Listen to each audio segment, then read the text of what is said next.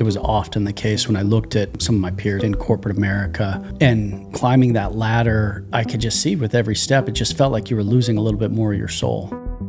We're just really open and honest with each other. And I'm like, that's why we're attracted to Bitcoin too, because that's what it is. Exactly. Yeah. Like, how is this not good? Yeah. You know? Yeah. And what does that say about our world when something that's so good That's right. Yeah. that a government's going to disallow it? Like, Right. what kind of world is that? That's our mindset, is the government will never allow it. And that is almost like an acceptable thought in our brains. I Like our know. founding fathers would like turn in their Right. graves. The nuclear family is a bulwark against the state, right? Yeah. That you have a tight social unit Yeah. that doesn't really need the state. And actually, when the nuclear family breaks up, it invites the state in. That's right. The nice thing about Bitcoin is maybe it doesn't affect everybody the same way, but it seems to give us a purpose. And I think it does that for a lot of people and moves you back towards like good principles. Like, what are we doing here? What's the purpose of life? And I can't think of anything more meaningful than, having a family and raising these goobers. Yeah, I would say like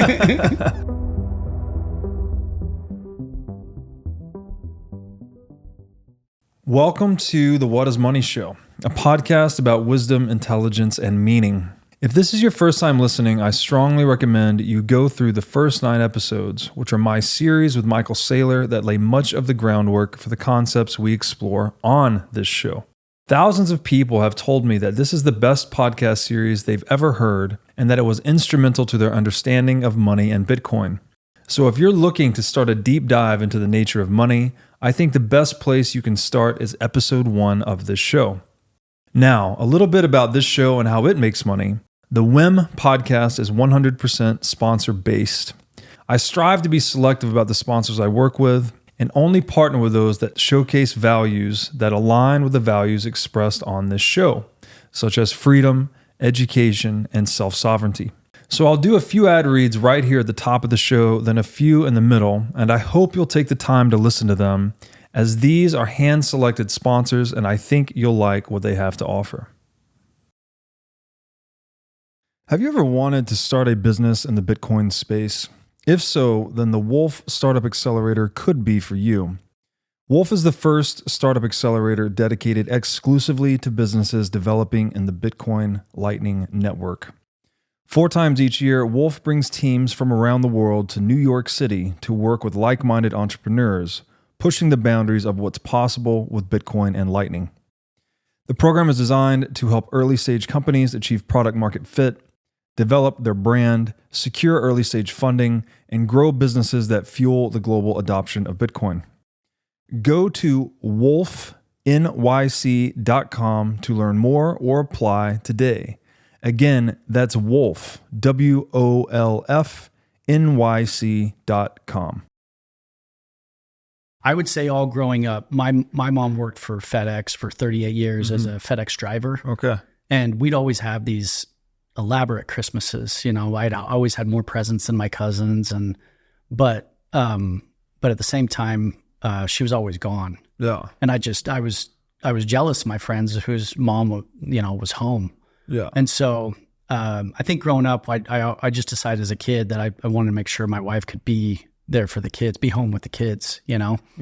And so that's all I knew. Yeah. My mom was always home, and so all I ever wanted to be was just a mom. Yeah. That's awesome. Yeah. And then it's funny. Yeah. It's funny. And that's what Bitcoin does. It gives you that. It gives you the ability to adopt that traditional lifestyle. Yes. Right. It's so weird because it's a new thing, but it lets you just use grandma's wisdom of That's it. earn more than you spend, Yeah. save, and then do what you want. Yeah. Yep. Right. And ideally, if you have one good income, then you can let mom stay at home and have the ideal family situation. Yeah. I think people behave differently too when they're not, when things aren't so, what's the word? Like Scarce. Scarce. Yeah. When it kind of brings out the worst in people, Yeah, as far as behavior, because we're all fighting in corporate America to get ahead. And, and you look at back in the 50s when you could be a gas station attendant and have a mortgage and raise a family on that income alone. Yeah. The quality of life back in the 50s, probably better than it is for a lot of us today. For sure. And to the thing that I'm starting to realize is that the next generation, like they don't even know what that's like, and that's going to die, and then they won't know. And so I think it's important to pass on like that you can have this. And I think Bitcoin makes it so you can. And so you can live that family life, and so that doesn't die, and just think that this is just normal. It's not normal. To be a living example for that. Because it's not, you have to actually embody it for people to imitate it, emulate it. And it's almost, not impossible in fiat world, but it's vanishingly small portion of the population that can do that. It's getting harder and harder. Whereas Bitcoin makes it easier and easier over time, basically. That's a lot of people have said that actually. It's like when you get down to the deeper meaning of Bitcoin, it's usually about your time and who you get to spend time with. So the fact that you can actually save and sound money and spend more time with your family or do more of what you want. I mean, that is obviously the most, where else are you going to find meaning in life? If you don't have freedom to do what you want, then you're not going to be free to discover meaning. When I look back to when I was going to college, what I wanted to do, what I was probably passionate about, what I felt like I was good at would have been a therapist. That's what I was going into psychology. But I remember calling the department and saying, what will I make when I graduate with my bachelor's? And they told me the amount, and I was like, I can't raise my family on that, and I can't keep her home with the kids on that income. And so that's when I went into sales. Exactly. Worked for corporate America for 17, 18, 19 years. And you always were different. Like he didn't fit in because it was almost like corporate America, like special. I was special. Well, he just like everybody wanted him to like climb the corporate ladder. And he's like, you guys just don't realize that like doesn't matter to me. I'm here to make money. My family is what matters, and I would not have as much time to spend with my family. And so it just was different. It's not always the case, but it just seemed like it was often the case when I looked at some of my peers and stuff in corporate America, and climbing that ladder, I could just see with every step, it just felt like you were losing a little bit more of your soul. For sure. And so it just didn't make sense to me. But I went into corporate America strictly so I could form my family, but if you imagine a world where, you're doing what you love and it's enough to raise your family, that's a win-win for everybody. Then people are doing the thing that they're good at, versus the thing they're kind of forced to do. So you've seen the Japanese Ikigai Venn diagram where it's 4 concentric circles, and the Ikigai is where they all 4 touch. And each one's like the thing you can make money at, the thing you're good at, the thing the world needs, the thing you like doing, something like that. And so I think Bitcoin like frees people up to focus their professional path on their own Ikigai rather than, like you said, you said therapist or psychologist. Instead, you went into sales. How many people in the population are going into financial engineering versus 100%. Like electrical engineering or aerospace engineering or civil engineering, something that's more productive and constructive, whereas financial engineering is just a shell game, right? You're just moving things around. And obviously there's a function there, but you don't want to over-index on finance. You want to really index on productive activities in the economy. So they're changing people's lives. Exactly. And they're meaningful. And I mean, I think in the end, whatever a person gravitates towards is for them. I like connecting with people as much as possible, making a difference there. And you can still do that. Like in the medical device world, I did enjoy that job because, you're pretty heavily involved in the procedures themselves, and because you're an expert on your device usually. Right. And so the physicians like to have you there so that you can make sure that they're doing everything correctly, and so like a liaison for them, right? It was nice. And, and the patients never know you, which I prefer that. I had an instance where I actually got to know the patient before a procedure, and we were putting an esophageal stent inside this guy, and he was in his 30s, and the physician was leaning heavily on me because she hadn't done this particular procedure before. And I accidentally got to know the guy beforehand. I just happened to go into the room. He was still awake, and he had some sort of, I don't know what, mental handicap he had, but he was the sweetest guy. And he was like, "What's your name?" And I was like, "I'm Chad." And I got to know him. And then during the procedure, it made me nervous. Like I realized during the procedure, because I'd gotten to know him and I'd built this connection with him, I was like, and afterwards the procedure went fine. And it's a very easy procedure to do. Yeah. But afterwards I can't get to know the patients again, because that's it makes it hard, Yeah. So for the physicians in that industry, I mean, I can see how you almost have to put a wall up to people, because it's just better if you just know what you're doing and you don't kind of build that attachment. Yeah, because if you get emotional, you'll make mistakes. That's it. Right. Yeah. Yeah. That's so. Well, didn't you say that that celebrities, they actually get like the worst care, and it's because people are nervous? Oh, it's common. Yeah. It's common. Yeah, because what ends up happening is they do because never heard of that downside of celebrities. Yeah, because the physicians oftentimes try to do too much, Right. I think that with the common phrase in medicine is the enemy to good is better. And, and you see that a lot of times just because they want to make their day, whatever. But yeah, I was never in a procedure with a celebrity, but, but yeah. So you said 2016 is when you guys got introduced to Bitcoin. Do you want to just tell me how that happened? Who was the orange pillar in the family here? It was Lyla. No. Really? No. So it's funny. Like I told you a little bit about my childhood, and I think that I was always a bit of an entrepreneur too.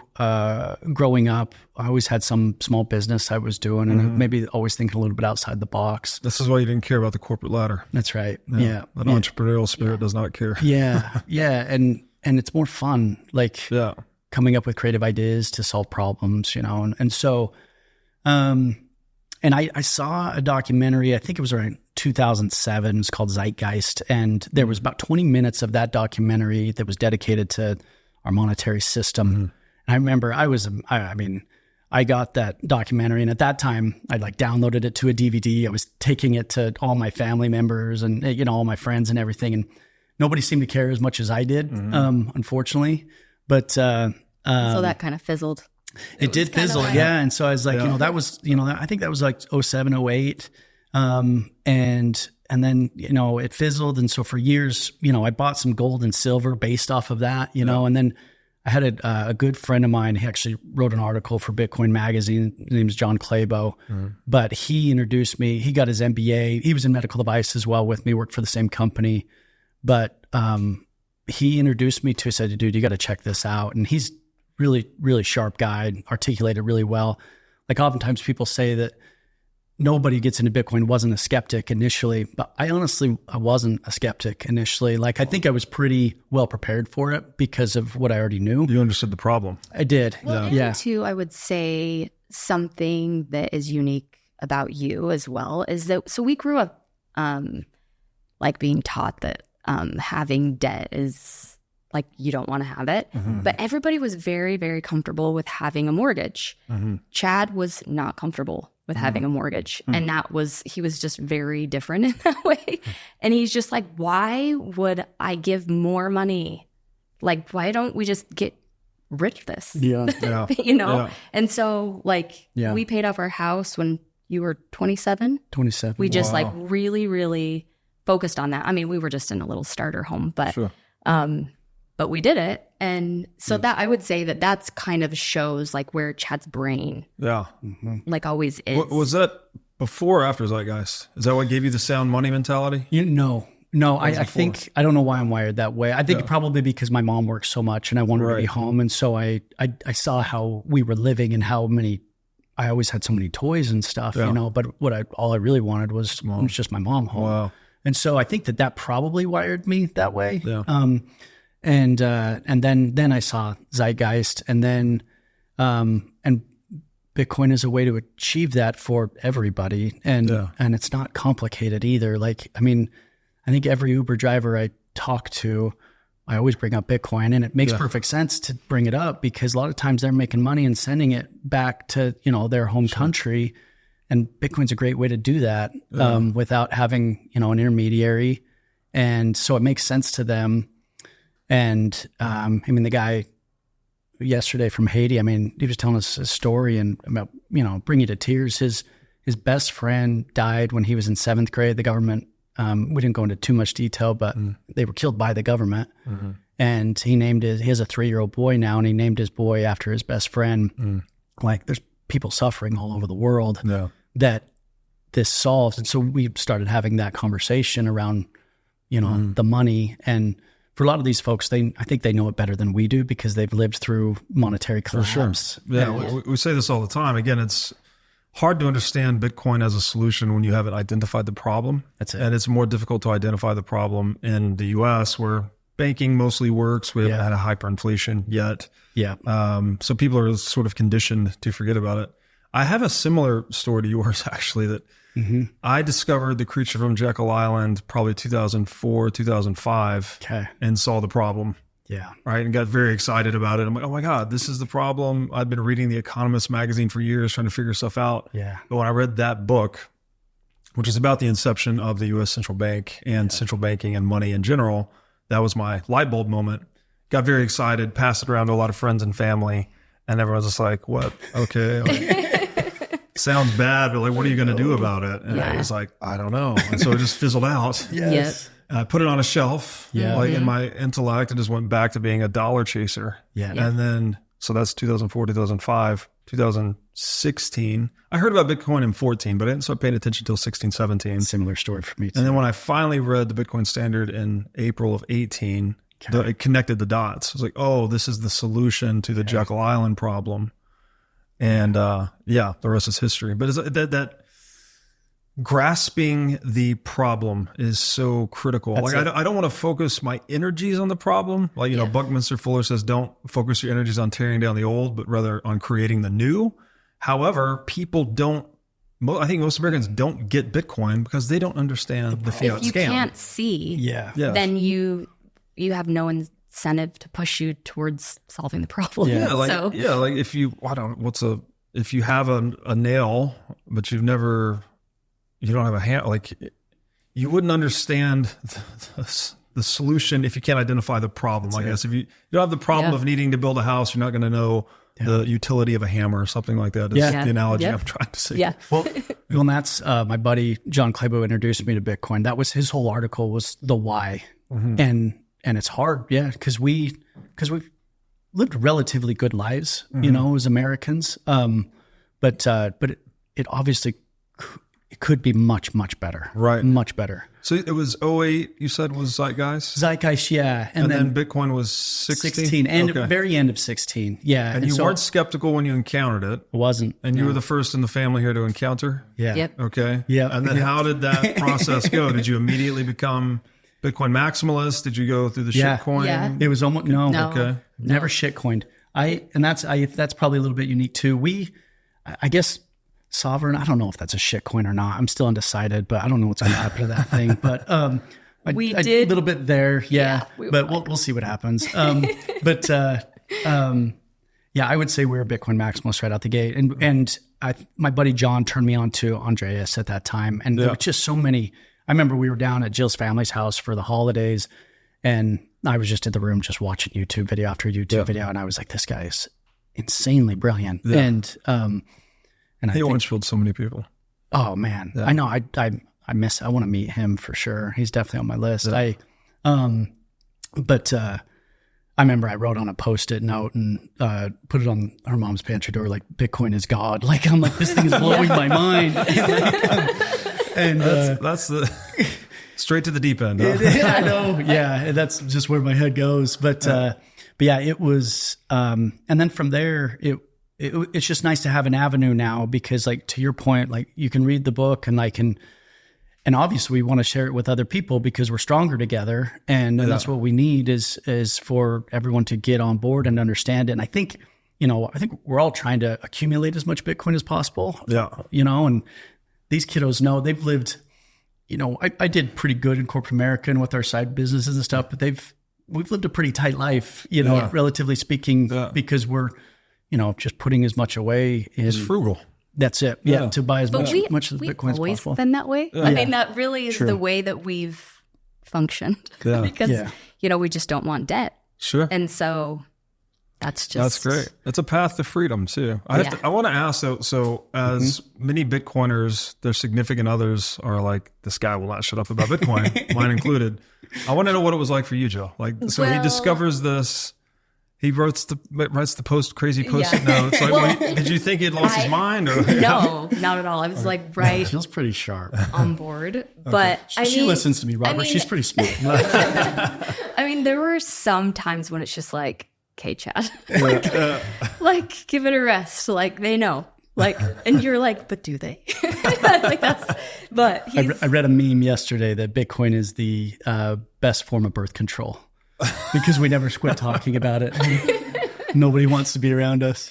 No, we've just been together on this. And I think, but that kind of goes back to us talking about how like us getting, marrying young and growing together. So I think that the way our relationship functions is we're just really open and honest with each other. And so everything is, and I think that like you saying, like truth and honesty. And I'm like, that's why we're attracted to Bitcoin too, because that's what it is. Exactly. Yeah. It represents, I can't think of one thing that is not going to be a positive thing for all of humanity. And so I think that's like, how is this not good? No. Yeah. Jordan Peterson was at the Bitcoin conference. I don't know if it was here in Miami a year ago or 2 years ago. Yeah, 22, I think. Yeah. And I remember him looking out the crowd. He's like, there's got to be a downside to this, right? And I'm like, I'm waiting for it. I don't know what it is. We had an interview together at that conference. That's right. I'm pretty sure it was 22. And that was his sort of his last point was like, if this thing is as good as you all say it is, then there has to be a dark side, right? Or the government will never allow it, which is a big sticking point for a lot of people. For sure. Yep. Like you might get through the understanding of Bitcoin and that it is a superior technology, but then you just hit this wall of like, then government's never going to allow it. But then at that point, I'm like, I don't want to be living my life from a place of fear. Sure. Like, and that, well, I'm not going to do this because I'm afraid of this happening. And what does that say about our world when something that's so good that a government's going to disallow it? Like, what kind of world is that? That doesn't sound like a world I want to live in. Yeah. If it's that good, then we should propagate this thing far and wide. That's exactly. And I think that's what we're fighting for. That's what like is opening our eyes more and more, though, is because all the people that are in resistance to it, I'm like, okay, why? Yeah. And I don't know why. Well, it's interesting too, is that's our mindset is the government will never allow it. And that is almost like an acceptable thought in our brains. Like our founding fathers would like turn in their graves if they the country's ever heard founded Americans on saying that. Yeah, on contradicting that sentence. Yeah. Actually. Like, oh no, the thing that it's happening, even though we've done this. We're each born with inalienable rights on which the government will not infringe. That's it. Yeah. Right? It's life, liberty, pursuit of happiness. Had we kept private property instead of pursuit of happiness, we might not be having so many problems, I think. Yep. Yeah. Because then these arguments would be a little clearer. Yeah. Well, I mean, I even think like, because we have our kids, I look at the education system and I'm like, why in the world are we not taught everything about all of government? Yeah. We should know everything. Yeah. And we don't. And on purpose, I believe. Of course. Like, yeah.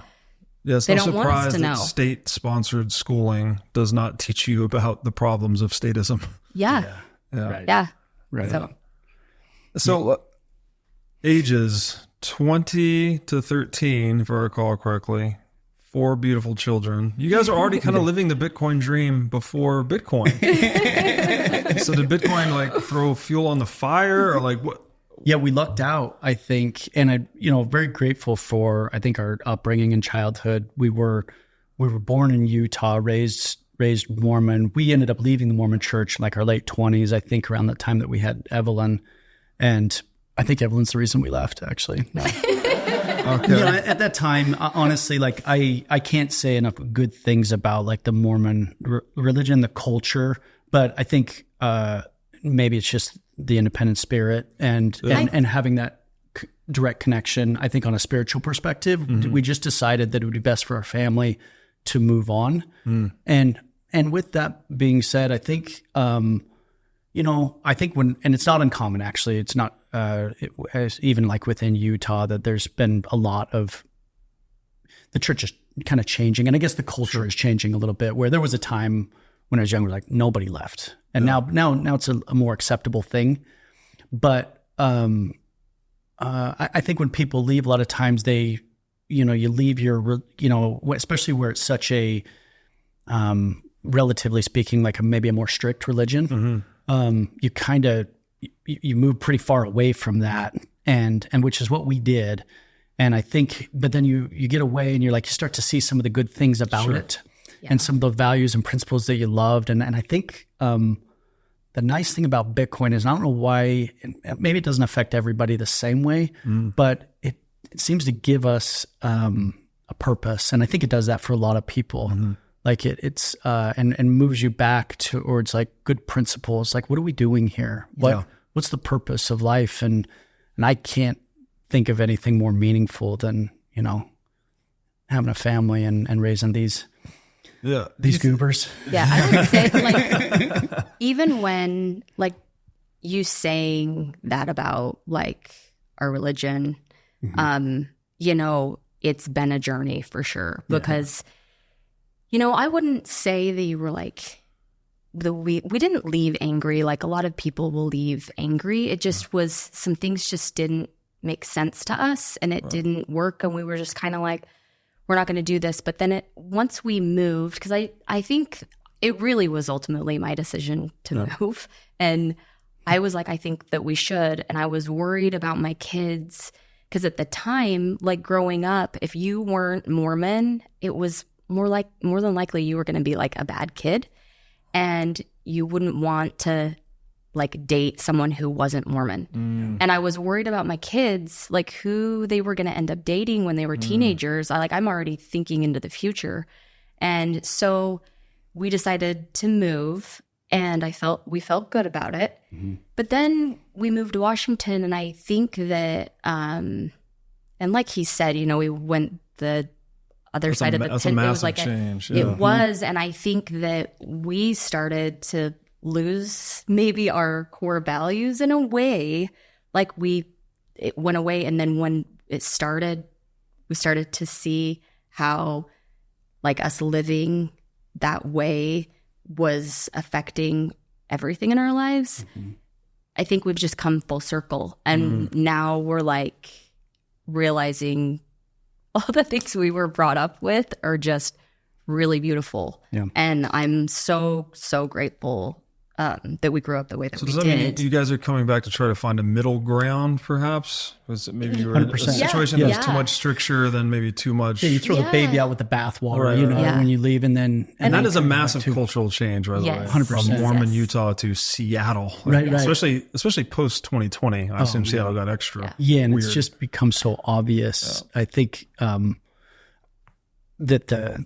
the downstream, the outcomes or the consequences of a lot of the beliefs and the mindset, it started as what you think is beautiful, tolerance and acceptance and all good things. But then you'll notice that that's not reciprocated. Yeah. And then it becomes you need to tolerate me, and almost like they're imposing their beliefs on you. And it's like, well, wait a minute, like we're respecting you, and we want that same thing. And I think too, like, and we're probably not alone in this, but just a return to and recognizing how valuable the nuclear family is, and how good that is for humanity. And I don't know, my parents divorced when I was 4, and I don't know very many people, very many kids that are happy about their parents getting divorced. Like people want a mom and their dad, and I know I did. Yeah. And so, and there's a lot of data around having both being very, very good for children. And so, if we're trying to raise good humans and trying to help humanity, I think that we shouldn't be shaming the thing that's, doing so much good for. No, it's such a great point. It's actually a bulwark. The nuclear family is a bulwark against the state, right? Yeah. That you have a tight social unit that doesn't really need the state. And actually, when the nuclear family breaks up, it invites the state in. That's right. Yep. Especially in the custody disputes and things like this. And Yeah, it's very unfortunate. And I don't know that it's all traceable to the money, but when you look at like those 1971 charts where people, as we were saying earlier offline, you could support a household on one income pre-1971, more or less, right? That was kind of the average standard. Yep. And then we've drifted further and further and further away from that now to the point where I don't think, if you're not in the top 1%, you're not really supporting your household on one income. And so that itself is dissolving the nuclear family. Like you can't keep mom at home. Like how are you going to have a nuclear family without mom at home? I would say too, something that it's almost like just a recent thing that I've realized is that I started to feel shameful about that all I was just a mom. Yeah. And I would realize now that comes from society and like these norms infiltrating into my mind and feeling like I'm not good enough, you know, and I should be something other than what I am. And the thing that's crazy about it to me now, because I can see that, is that, and I think that was probably part of the reason why my path kind of started to fade to the other side of the pendulum or whatever. But once I discovered that, I'm like, wow, like how manipulated I was. And because really all I ever wanted to be was just a mom. Yeah. And I was so proud of that when I was younger. And I feel like I'm just like coming back to realizing, sorry, I don't want to cry, but just like, I just love my kids to death. And not that I didn't, but there was a period of time that I felt shameful that I wasn't more.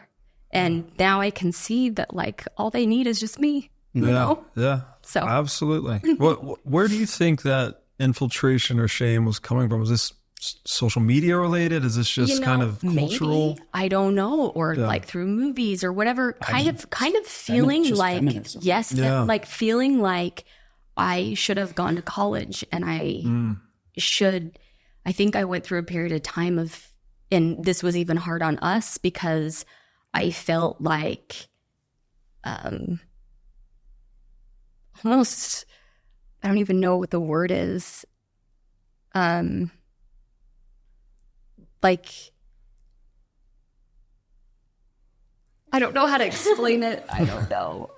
Like that he was having to provide for all of us, and I felt small. And and so instead of, I like fell away from us feeling like being a team was just so great. Right. Yeah. And I remember that time vividly. Like, and I would talk to her and like, babe, like what you are and what you're good at is like, I mean, very few people have these qualities. Like I've worked in corporate America and I don't see a lot of these things, the honesty, the transparency. Like I would say Jill doesn't have like a real strong like persona. Like I don't know how long she would survive like in the corporate world because she doesn't have a lot of masks that she puts on. But I mean, it really did affect her. Like, I mean, she went through a pretty decent depression because of it. And I think that, and a lot of that was around the move up to Seattle too. But I think it was almost like a subconscious thing. Like you meet with other people and you're realizing they went to college and you're just feeling inferior. And living in a very progressive culture like that, I'll put progressive in air quotes, but where that boss babe sort of mentality is prized. Yeah.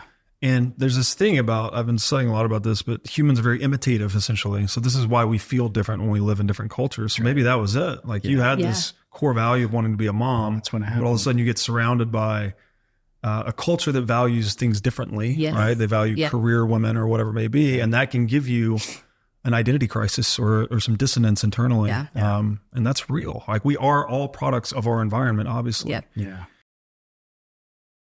In Bitcoin, we often dream about the idea of forming citadels, which are independent, self-sovereign communities that have their own energy, food, and water resources. Today, that dream is becoming a reality at the farm at Okefenokee. The farm is a 705-acre regenerative agriculture community located at the Florida-Georgia line near Folkston, Georgia. The farm is known as the healthiest place on earth and it includes orchards, organic standing gardens, regenerative animal pastures, berry fields, and much, much more. Today, the farm features 25 custom-built cabins and has plans to construct 225 more in the years ahead. The farm has its own food, energy, and water sources and is completely off-grid. So if you're looking to join a Citadel community comprised of sovereign individuals, then go to okefarm.com today to learn more about membership. Make sure to tell them that I sent you for a $21,000 discount on custom cabin pricing. Again, that's okefarm.com to learn more about joining this revolutionary regenerative agriculture community. Forget multivitamins and other supplements. Animal organs are the most nutrient-dense foods on the planet. You can get 100 times more nutrients from organs than you can from muscle meats. But the problem with eating organs is that they are difficult to find in stores, they are difficult to prepare, and even when they are prepared well, they often don't taste great. Thankfully, Heart and Soil Supplements has made consuming organ meats so much easier by providing powderized organs in capsule form. Organ meats include everything your body needs to thrive: vitamins, minerals, peptides, proteins, and growth factors. This is why organ meats were the most prized foods for our ancestors. Fortunately for us, Heart and Soil makes these treasured foods easily accessible. So go to heartandsoil.co today and use discount code BREEDLOVE to get started on your journey to optimal health and vitality. Again, that's heartandsoil.co, discount code BREEDLOVE. But yeah, having something that gives you at least the opportunity to, and whether you call Bitcoin an investment or whatever you want to refer to it as, but we use it as our savings account. Yeah. And that's what I when I'm talking to our Uber drivers or whoever I'm evangelizing to, I always say, dude, just use it as your savings account. Like hook it up to your checking account, and then if you need to pull from it, do it, but try not to. And just don't look at it too closely because it'll scare you. But just hold on to it for 3 years. Don't look at it. What's that? Said it's in its infancy. That's it. That's right. It's in its infancy. Yeah, Hillary wrote a paper in her English class recently, and she actually quoted Robert Breedlove and Michael Saylor. Oh, really? Yep. Grab this mic here. I'm going to put it on the spot. Here we go. You can maybe hold it. Let me see this real quick. So you wrote a paper? I did write a paper. What was it titled? So I was writing... What? Developing countries, wasn't it? Yeah, so I was writing about Bitcoin and how it could help developing countries and stuff. And I think it was called Bitcoin. I don't know what it was called, actually. I can't tell you. But yeah. It was essentially that Bitcoin and its effect on developing countries. So helping remittances and savings and things like that, I assume. Yeah, very cool. Yeah. And was it well received, or did your professor think you were... No, she loved it. I think she didn't fully understand all of it. She asked me, she revised it a couple times, and she's like, could you maybe explain Bitcoin at the beginning and what it is and stuff? So I wrote an extra page at the beginning about what Bitcoin is and whatever. So yeah, but I got a good grade on it. She liked it. That's great. Yeah. This is senior of high school, or was this in college? College. Yeah. Okay. And were you using YouTube University, I guess, to write this thing? I did. I mean, I used your one of your podcasts. Oh, really? I quoted you. Oh, thank you. Yeah, I'm honored. Do you know the quote?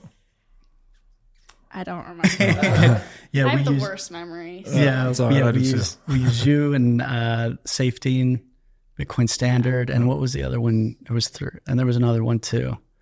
There were 10 quotes. Were there really? Yeah, okay. I used a lot, but yeah. But yeah, it's trying to help them, and they're not going to learn this stuff in school, obviously. Yes. So we're trying to help them implementing this into their lives too. And so can I ask you again about the orange pilling? I'm still interested in this. Yeah, so sorry. You got it immediately. Mm-hmm. You got it immediately as well. Yes, because that's just the way that our relationship is. It's just Did everyone just get it we're immediately? one and the Is same. this just are you guys actually just... My dad sends a lot of videos in our family group chat, and so we watch a lot of videos. That's right. Okay. That kind of helps. Also, during COVID, we were constantly watching videos. I mean, I can't even tell you how many hours. And yes, and Lyla we watched the Michael Saylor.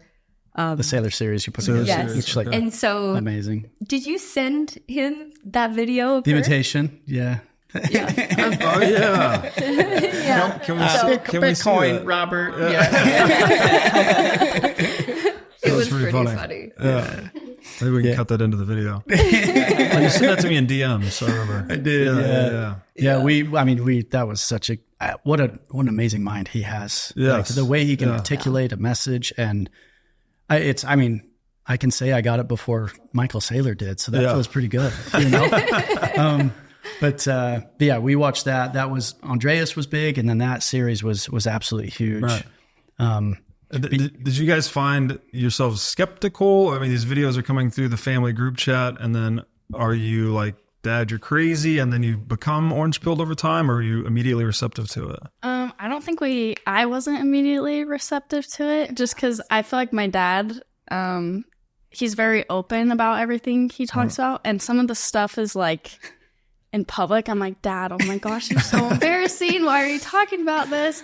But I feel like over time, as we've like started to understand what it is, and he's explained it to us a little bit better, now like we're all on board and it makes sense to us. But at first it was like, oh my goodness, And you're there's, embarrassing like, coins and stuff. So I wasn't for sure right away, but Yeah.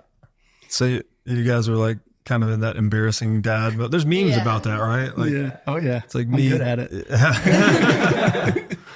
That's so funny. yeah, all my friends know my dad as like the Bitcoin dad. Bitcoin dad. Because one of my friends, she found like a license plate that said Bitcoin on it, and she sent it to me. It's like, show this to Chad. So how did you guys then become the Bitcoin family? Like, was this a discrete moment, or just? It was funny. So last year we're on a it's a Signal thread, and with my buddy John Clabo, who introduced me to Bitcoin, he put it together, and tons of great guys on there. But one of the guys got us all shirts, and it's the notorious BTC thread is what it is. And we had those shirts last year at the Bitcoin conference. And so I had, sorry, sweetheart. I had all the kids come in, and we got our picture taken in front of Bitcoin 2023 here in Miami last year.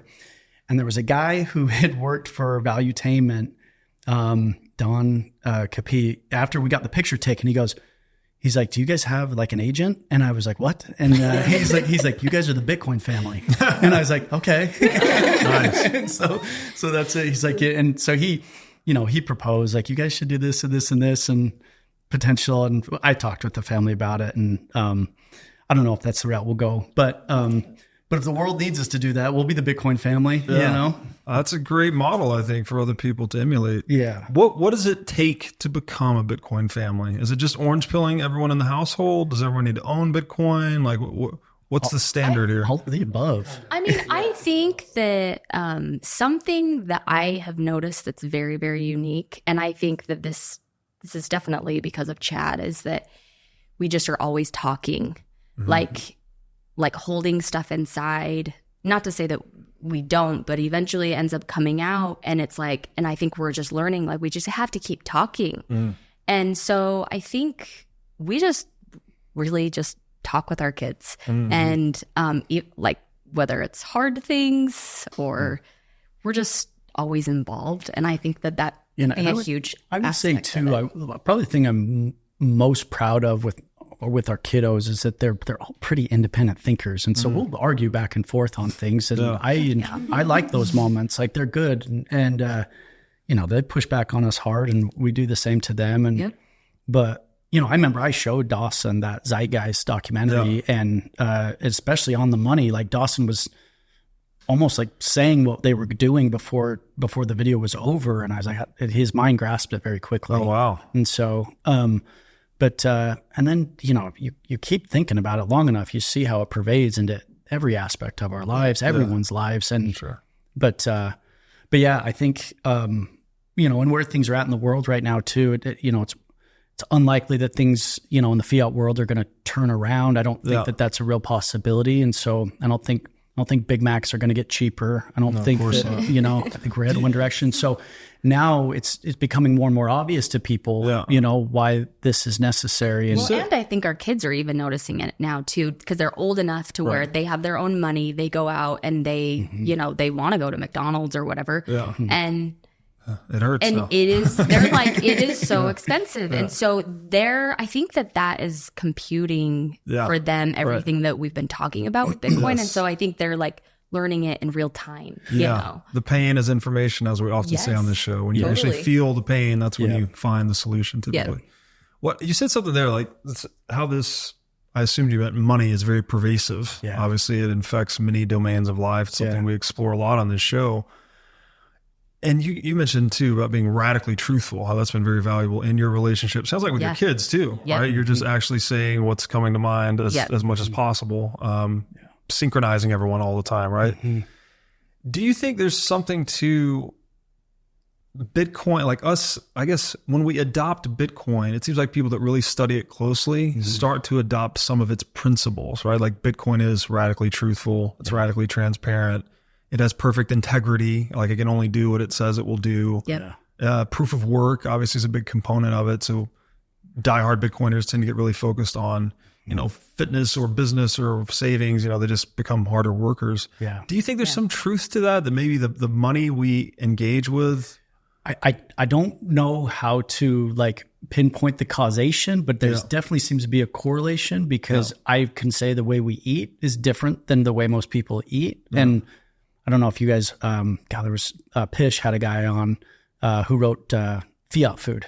Yeah. And, basically since 1971, the whole, just to summarize briefly, governments don't really get overthrown until the price of food becomes too high. Until people are starving, right? Until people are starving. Yeah. And so, whoever put this whole fiat experiment together, they weren't unintelligent in that way. And so that's when the government started messing with our food. Yeah. And you look at the diet back then and you look at the people back then, you'll have hundreds of people on the beach and you look at pictures back in the 70s and they look good. And 80s. Everyone's fit. They look great.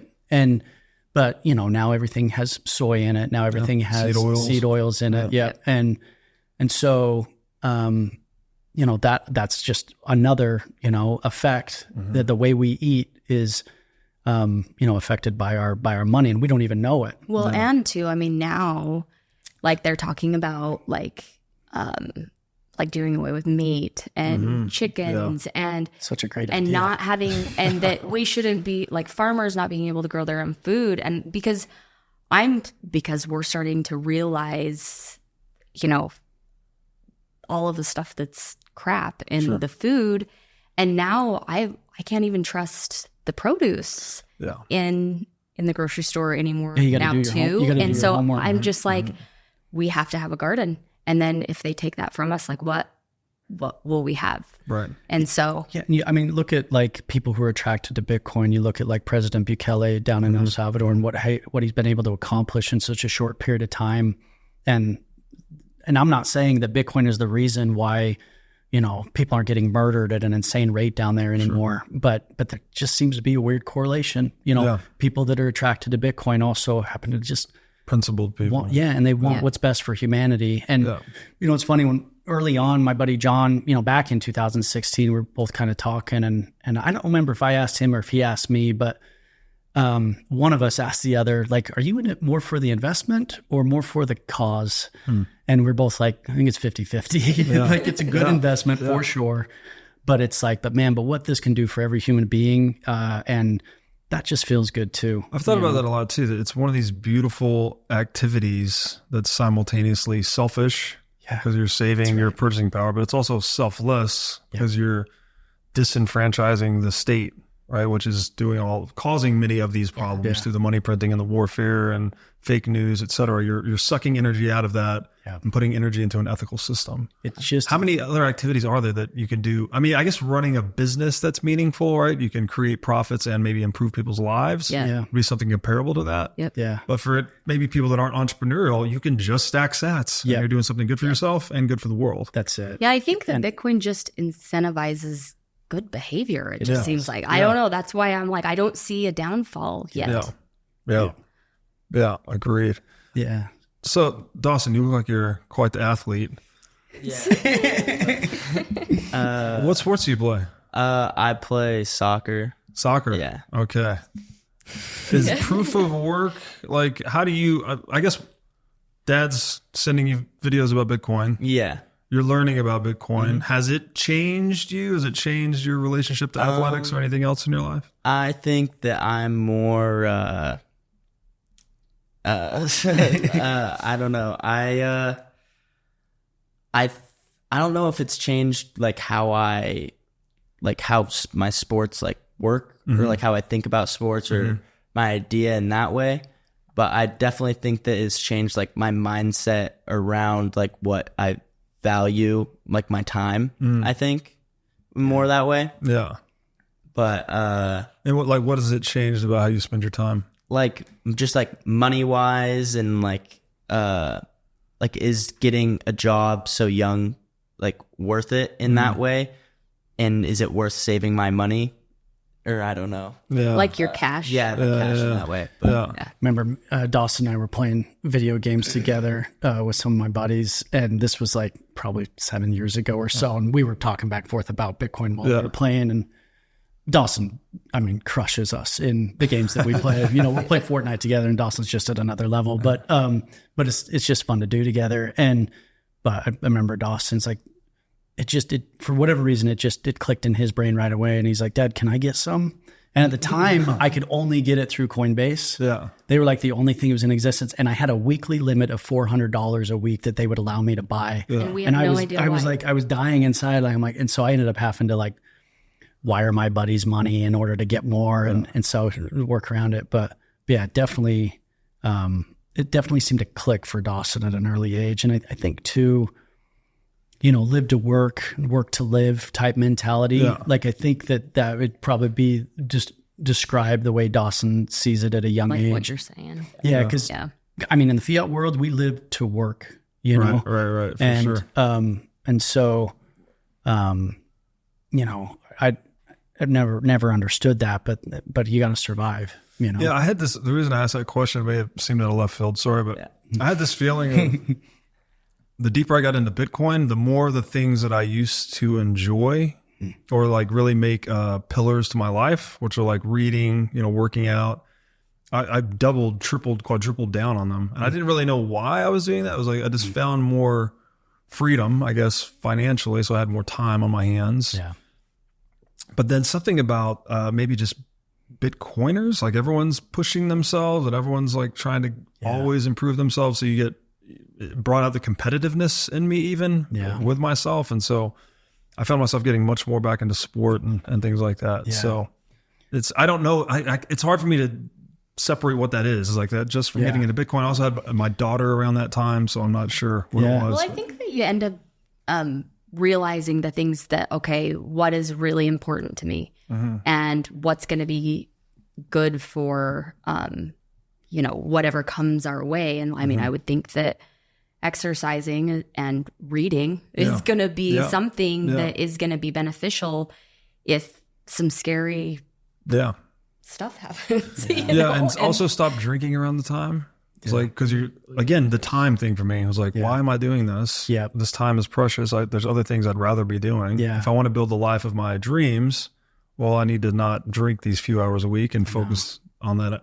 Focus that on activities that put me towards that vision. Yeah. When we left, you know, we left Mormonism late 20s. I had my first drink of alcohol when I was 30 years old. I didn't know anybody in my life that ever drank alcohol. Yeah. And so we got pretty good at drinking alcohol. Yeah, we caught up, I think, with everybody. Our livers are pretty much on par with everyone's at this point.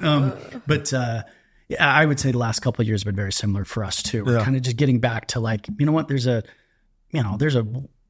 2 to 3 day effect that this has on me afterwards. And I'm like, and I don't care for it. And to your point, and you know, you have a 5.5-year-old and if you haven't seen it already, like you're going to start to see these periods of time in your children's life. They come and they go and all of them are enjoyable. I mean, they're all amazing. Yeah. And like, but you want to make sure you're taking advantage of that time with during each phase, you know, because really relishing it, absorbing 100%, yeah. And we'll watch home videos together and just looking back at the you know, when they were little and listening to their voices change and you're like, man, this is what it's all about. And something too, I would say, don't want to miss a moment. It's kind of interesting how it just naturally just happens, like as far as like the alcohol just leaving us. Mm-hmm. And it's different than like what we grew up with is like, no, it's a rule. You can't do this. I think that the lesson that I've learned there is it's important to like everybody should be able to discover things on their own, and including my kids.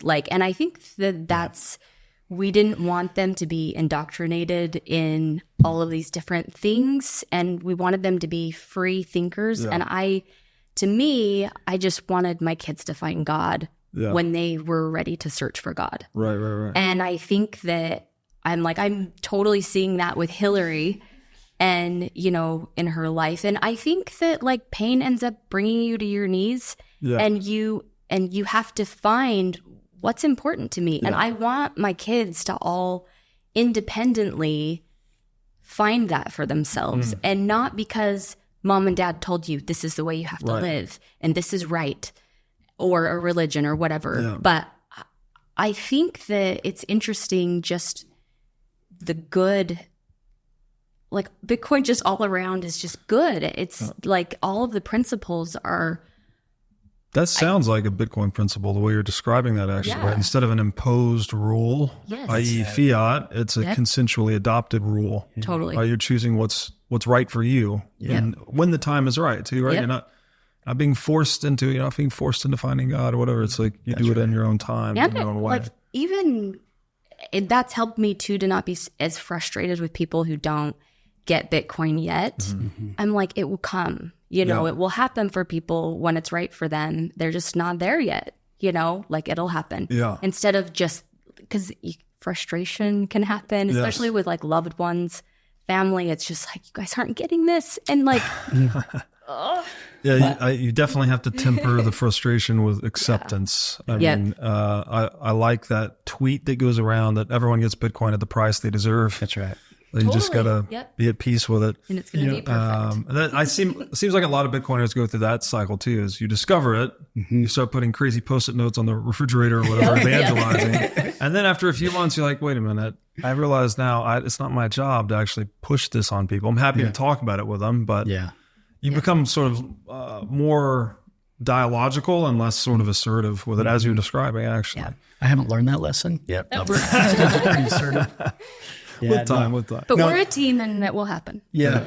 Hilly helps me reel it in a little bit. Yeah, I think too. Like I think one thing that I always wanted for my kiddos is that for them to trust themselves, and the only way for them to do that is for me to trust them too in the decisions they make. And so, whether it be with Bitcoin or whatever in their lives, I want them to if they're going to live their life, and there's a chance that I'm not around, I want them to be able to go within and know that they can find their answers.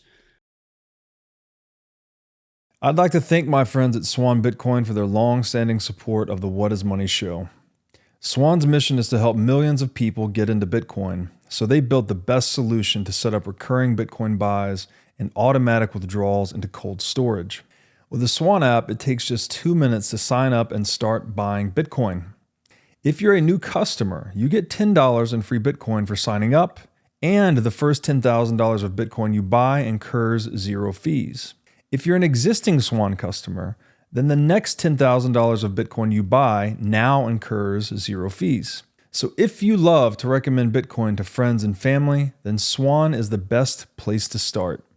So go to swanbitcoin.com/breedlove to get started today. Again, that's swanbitcoin.com/breedlove. Are you sick of being robbed by politicians through inflation and endless money printing? If so, you need to be at Bitcoin 2024 in Nashville, Tennessee on July 25th through 27th. As the largest Bitcoin and Fintech conference in the world, Bitcoin 2024 stands as a beacon of monetary freedom, a glimmer of hope amongst a darkening macroeconomic backdrop. Top speakers, companies, and thought leaders from across the industry will convene in Nashville to look ahead to the next year and beyond. I will be there, and Bitcoin conferences like this have become my favorite place to socialize since becoming a Bitcoiner. Ticket prices will increase soon. Get your tickets now and secure your spot at this game-changing event. So go to b.tc/conference and use discount code BREEDLOVE to sign up for the Bitcoin 2024 conference. Again, that's b.tc/conference, discount code BREEDLOVE. Can we talk about parenting advice? Mm-hmm. So you guys obviously have a lot of experience. What would you tell people that don't have children yet? You know, what maybe they're scared to have kids, as many of us are before we have them. Like, how would you invite them into creating a family? And then what wisdom or insights or tips, tricks, techniques you could give them for actually being good parents? Yeah. Well, it's funny because for us, you know, it started before we ever had a chance to think about it. Mm-hmm. And I definitely thought about it. You thought about it? I just never had that happen for me. And so I've never really understood that because it's just what I always wanted to do. And it's been interesting to see people who, and I don't know, maybe you'll relate to this, but like, I know people who didn't think that they were ever going to have kids. And then once they ended up having one, it just changes their life. And they're like, why in the world could I not see how great this was going to be for me? And I thought eventually, and then it happened before I expected. And then I was like, why didn't I do this sooner? But there's people who say that they don't even want children. And I'm just like, I think that you just can't see how it changes you for the better. Yes.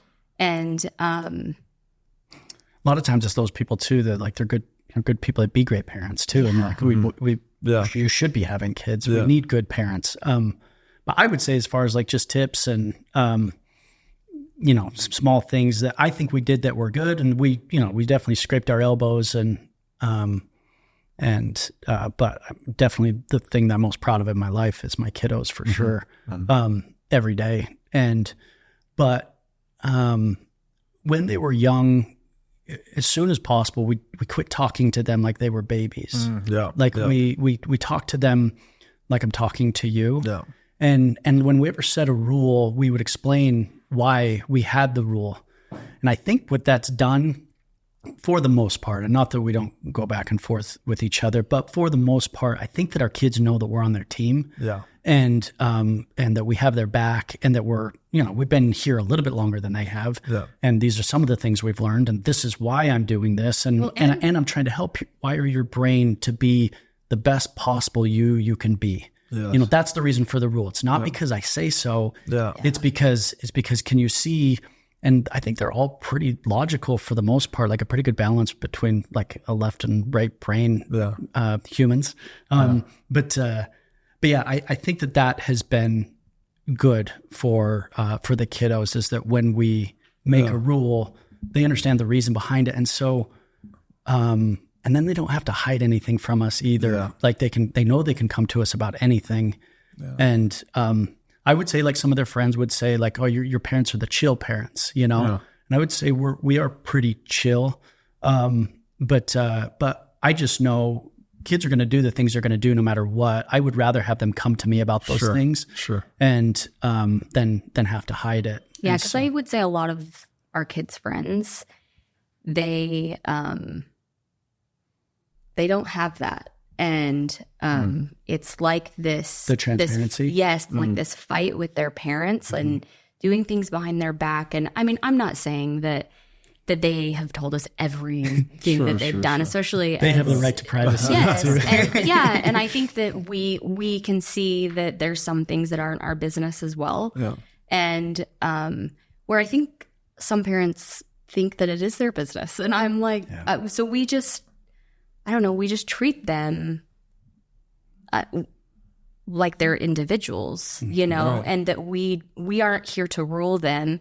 We're here to competent individuals. Here to be good role models for them. Obviously protectors, providers, all of these things. I would say something too that we did when they were really little is their timeouts. Like, and I would explain this to them when they were really little. I would say, I would count to 3, I think. And I would say, you have to the count of 3 to shift whatever your attitude is or whatever, or else you're going to be choosing that you're sitting. And I was told you need to have a place that is uncomfortable but safe for them to go to, so they don't like it. And so they argue that they argue about the safety aspect of because we ended up landing when they started to get older was you're gonna sit in a dark garage. They're safe, but they sat on the stairs in the garage and it was dark, and I spent most of my time in there. yeah. so you just don't realize You spent that the least amount of time out of any of them. because every single child ended up they had their time. That you remember. Really? I was scared. Yeah. I was scared that there was going to be a mouse in the garage. And so I never wanted to sit in there. So you'd count to 3 and I'd shift really quickly. And then there was one time where I got in trouble and I had to go in the garage. And I was like, there's going to be a mouse in there. And there was. So I never sat in the garage ever again. Well, and too, Hillary was like my little sidekick. Like she I helped helped raise me. the kids. She seriously did. It was just like innate in her, and she's very type A and just everything. Just so she would help me get all the other kids' clothes out, and if we were packing for a trip, she would just help me pack everything. Like Hillary's amazing. Hilly booked our Airbnb. Yes, I mean, we've She's decided that she's in charge of that because she's good at it. Yeah. So last year, Robert, when we were here, we stayed in a hotel. I'm not the greatest at picking spots. I'm bad at this. Yeah. Oh man. So I picked a room, and it was actually a cute little hotel, Miami Beach, but the room, I don't know what I was thinking. I don't know how it happened, but it would have been tight for just you, you know, but there are 6 of us in there on the floor. It was 2 twin beds, tiniest little bathroom. So that was a fun experience. After that, Hilly's like, I'm booking all the hotels. That's excellent. Yeah. My job. Yep. Well, and I think that's kind of how our household functions, is that I recognize, and I think that's the reason why we're such a good team, is because really the things that I am like really good at and the things that he's really good at are very different. Yeah. And so we like complement each other. And I think that even with our kids as well, like that we're just like one big team. That's awesome. So yeah, we try to fill the gaps for each other. I like so telling, first of all, that mirrors something my mom told me when I had my daughter. She goes, whatever you're doing around her, always verbalize the action that you're engaging in, no matter what you're doing, right? You're like cleaning the dishes. I'm cleaning the dishes. This is why I'm doing this. I'm making your food. She's like, it's just going to wire her to see the action that she's going to imitate. Yeah. But then she's also getting that verbal download. So, and now my daughter's like hyper articulate, very intelligent, very, like she's very type A too, super helpful with everything. And it's awesome. It's amazing. I was like, wow, to see that person come online. But I liked how you said too, the why, right? Instead of, if you ever hear that because I said so thing, I'm like, you don't want to say that because that's very Fiat, right? Yeah, it's just like, do this or you're going to go to the garage, you're going to spank him. But if you tell them the why, then again, you're feeding that critical thinking faculty, right? It's like, oh, that's why we're doing this. This isn't dad's a bad guy or mom's mad at me. It's like, I shouldn't play in traffic because, I could get run over or whatever the thing is. Yeah. And I would tell the kids, I would be like, this was your choice. Like, this is what you chose. Yeah. Right. And they didn't always agree with that. But I think that I knew that eventually when they got older, that would stick with them. Yeah. Emphasizing their sovereignty all the time. Right? Even though it's, I don't know. Parents have to be a little coercive in a way. So it's kind of a fine line. Like we're trying to raise our children up to live in a world as sovereign individuals, but they're not fully online yet. Sorry, kids.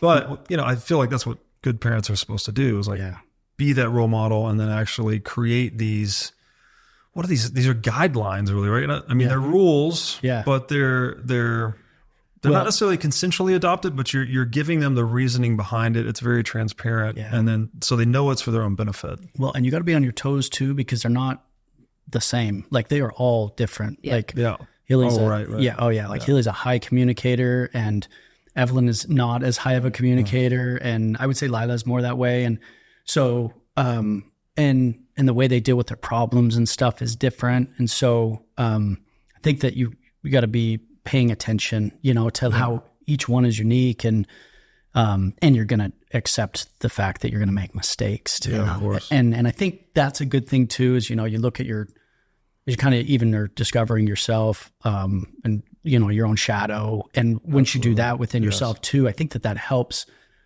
see them and accept that too. And I think that's really healthy for them as well, because then they learn to accept all aspects of themselves as well, and learn to integrate it properly to the world. Right. And then they treat other humans typically better too. I mean, you see that humans behave differently when they're stressed out, when they're, I mean, Dawson and I got into it on the way here because I thought we were going to be late, and like you guys were remarkably punctual, by the way, for a 6-person plan. Yeah. We were supposed to be 15 minutes early on purpose. That's how we do. Yeah. But as we're Ubering over here, I'm thinking to myself, I'm like, it's just funny because, when we're stressed, we behave differently, and it's just good to accept that, and then when you see other people stressed out, you see the kids stressed out, you don't come down too hard on them in stressful time. And I would say that ties into Bitcoin as well, because I think that when you see how humans, when we're stressed to just the basic, to get the basic needs met, we behave differently. Yeah, and so that's like another benefit of Bitcoin is then when you're not in the rat race, then you're free. And then your behavior just ends up being different. Well, you have time to think about to think about other people. Yeah. And you're literally more civilized, right? Yes. The extreme example I always think about there is like if you rewind to cavemen days, right? Where we have no capital, nothing. You can't really plan for the future. There's no trust. There's no contracts. Probably not even spoken language really, right? Mostly grunts and clubs. It's like, well, that's totally violent and barbaric, right? But the opposite of that is civilization, where we've created all of this buffer against uncertainty, and we have the freedom and the luxury to really, talk and solve our problems non-violently and not club each other over the head for every piece of meat and all of this. So Bitcoin takes us away from the barbarity, right? It's actually making things making things harder to steal, so therefore making us all more cooperative, basically. I think anyone who's spent time in corporate America knows you're not going to get the best out of humans in that environment. Right. So living on something where we're not, where everything isn't so scarce. Yeah, definitely. I think. Do you think the corporate America thing is because it's fiat corporate America? So the incentives, bad incentives permeate corporate America? Well, yeah, I think that it's hard to differentiate like them and the state because they're one and the same, because they're all, they're close to the money printer, and so they're all benefiting greatly from it. Yeah, and so now it's hard because you can't go to a town. You'd like to eat local. You'd like to see the culture in each little place, but everywhere you go, it's the same McDonald's, it's the same Burger King, it's the same, and that's because it's just infiltrated everywhere. And so, I definitely envision, I don't know how long it's going to take, but hopefully sooner than later, but a world where, people who wanted to be cooks or chefs now have the ability to do that because they have a good foundation underneath them with their currency. And so now, eating locally at a cafe, good healthy food, and buying locally. I mean, it definitely seems, it definitely has a utopia type feel to it, Yeah, hopefully we can definitely be better. I don't know if we'll ever be perfect, but we've seen better even 50, 60 years ago. Something that I would say that I think that it is that it's more that you could live your own individual utopia. Right. It's not, you know what I mean? So there's always going to be problems. Yeah, you get to pick your own path. But we want problems too. We want things to overcome. We want to always be striving towards something. The root word of authority is author, like to author a book, right? So something about reducing centralized authority lets us each author our own story more effectively. Yeah, I love that. And that sounds like an ideal world to me, because you want people doing what they love. You want people being able to make a living at doing what they love, because then you're going to enjoy the best products and services from them, as are they from you. Yeah. And that's the world. It's not utopia, of course, but it seems like the right ideal. Yes. Yeah. Well, I mean, our favorite restaurants and things to go to are the places where the owners are there. Yeah, of course. And they care about the customers. The product they put out is, they're proud of it. Yeah. Well, I would say that to me, what Like I think Bitcoin is love. And I think that when you look at the love that goes into someone who's doing what they love is like that, like and if it's food, you're eating love. Yeah. Like, and if the love isn't there, then what are you eating? Labor you know, love, what am I putting in my body? Yeah. And so I don't know that I think that I have that. I really do just see Bitcoin as it is love. And I mean, he said Bitcoin is God, and I would, God is and love. really, yes. And I'm like, I know that might sound like hyperbolic, but I'm like, well, if God isn't everything, well, Bitcoin is something. So it doesn't mean, you worship at the ground of Bitcoin or anything, but it's a man-made creation, presumably. Yeah. Everything's infused with God to some extent. Yeah. Even if you're just talking about a philosophical sense. Yeah. So Bitcoin is love, Bitcoin is God, God is love. What does Bitcoin mean to you? I would say it's just more of like freedom. In that, like, you can just, like, you can do what you want in that way. I don't know. I agree with that big time. Yeah, you can. It's like doing what you want, but also it's like respecting your self-interest stops where someone else's self-interest begins. And again, that's back to that ideal world we're describing, in my opinion. Yeah. I agree with you on that. Freedom. So you're a freedom lover. Yeah. How about you? What does Bitcoin mean to you?